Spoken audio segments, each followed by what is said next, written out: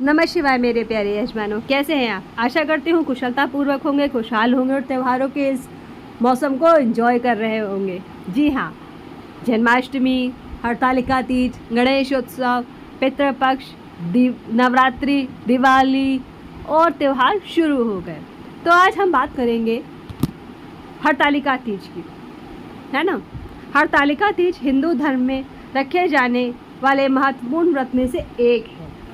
हरतालिका तीज भाद्र मास शुक्ल की तृतीया तिथि को मनाया जाता है। इस दिन भगवान शिव और माता पार्वती की पूजा करने से मनवांछित फल की प्राप्ति होती है। हरतालिका तीज अविवाहित महिलाएं और विवाहित महिलाएं दोनों कर सकती हैं। इस बार यह पर्व मंगलवार 30 अगस्त को पड़ रहा है।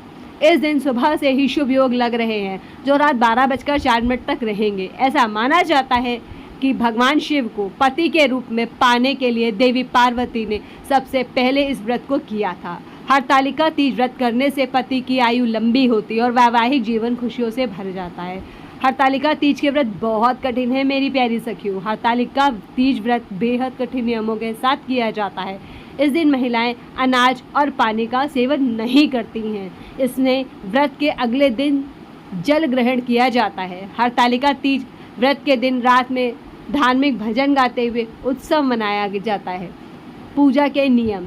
हरतालिका तीज व्रत पर भगवान शिव और देवी पार्वती की पूजा की जाती है। रेत और काली मिट्टी से भगवान शिव, देवी पार्वती और भगवान गणेश की हाथ से मूर्तियां बनाई जाती हैं। अगली सुबह आरती के बाद देवी पार्वती को सिंदूर चढ़ाया जाता है और उपवास को समाप्त किया जाता है। तो ये तो हो गया किस प्रकार करना है, मुहूर्त क्या है, ठीक है। और अब जानते हैं उपाय, है ना। क्यों, वो तो मैं बता के ही रहूँगी। उपाय वाली पंडिताइन जो हूँ। तो चलिए जानते हैं कुछ खास उपाय, है ना। तो अगर विवाह नहीं हो रहा है तो हरतालिका तीज के दिन पार्थिव शिवलिंग बनाकर 21 बेलपत्र चढ़ाएं। पूजा के बाद शिवलिंग को बेल के पेड़ के नीचे रख दें। इसके बाद देवी कात्यायनी के विवाह मंत्र का 108 बार जप करें। और अगर पति पत्नी के बीच प्रेम न हो तो दोनों को तीज की शाम को शिव पार्वती के मंदिर में शुद्ध घी के 11 दीपक जलाने हैं। साथ ही यह प्रार्थना करनी है कि उनके जीवन में प्रेम बढ़े, है ना। विवाह में बाधाएं आ रही हैं तो ब्राह्मण कन्या को वस्त्र और मिष्ठान भेंट करें। ऐसा करने से विवाह में आने वाली अर्चनाएं दूर होंगी। हरतालिका तीज व्रत के दिन खीर बनाएं, भगवान भोलेनाथ को भोग लगाएं। अगले दिन पति पत्नी इस प्रसाद को कटोरी में खा लें। ऐसा करने से वैवाहिक सुख बढ़ेगा। और तीज के दिन सुहाग की चीज़ें पति के हाथों से पहने, इससे भी आपका सुहाग अमर होगा। अमर तो क्या होगा, लंबी उम्र होगी, ठीक है ना।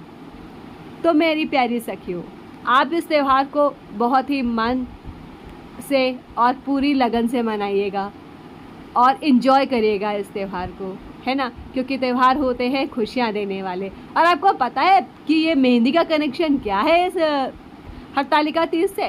तो चलिए जानते हैं। सुहागिन महिलाओं के लिए हरतालिका तीज का विशेष महत्व है। तो उस दिन वो मेहंदी लगाती हैं, तैयार होती हैं और 16 श्रृंगार करती हैं, ठीक है ना। और क्यों लगाती है मेहंदी, ये जानते हैं। तो कहा जाता है कि हरतालिका तीज में जो कथा है उसमें है कि माता पार्वती भगवान शिव को मन ही मन अपना पति मान ली थी। उनके विवाह करने के लिए वो घोर तपस्या जो कर रही थी, वो भगवान को प्रसन्न करने के लिए हाथों पर मेहंदी रचा कर तपस्या कर रही थी मेरी प्यारी सखियों। उनके हाथों पर मेहंदी काफ़ी रची हुई थी, ठीक है। माता की हथेली पर भोलेनाथ ने जब हरी हरी मेहंदी देखी, मेहंदी का लाल रंग देखा, तो वो उस मेहंदी के लाल रंग पर मोहित हो गए। उन्हें माता के हाथों पर रची हुई मेहंदी बहुत अच्छी लगी। उन्होंने माता पार्वती के तपस्या को सफल बनाते हुए उनसे विवाह का प्रस्ताव स्वीकार कर लिया। इस तरह माँ पार्वती की मनोकामना पूरी हुई। वो भगवान शिव को हमेशा के लिए मिल गई। और हाँ, इसीलिए मेहंदी लगाइए और खुश रहिए। कोई तनाव मत रखिए, कोई छल कपट मत ध्यान दीजिए। कुछ भी हो रहा हो, आप अपने व्रत को पूर्ण करने में विश्वास रखिए। अच्छी भावना के साथ, पूरी श्रद्धा के साथ इस व्रत को कंप्लीट करिए और इन्जॉय करिए, है ना।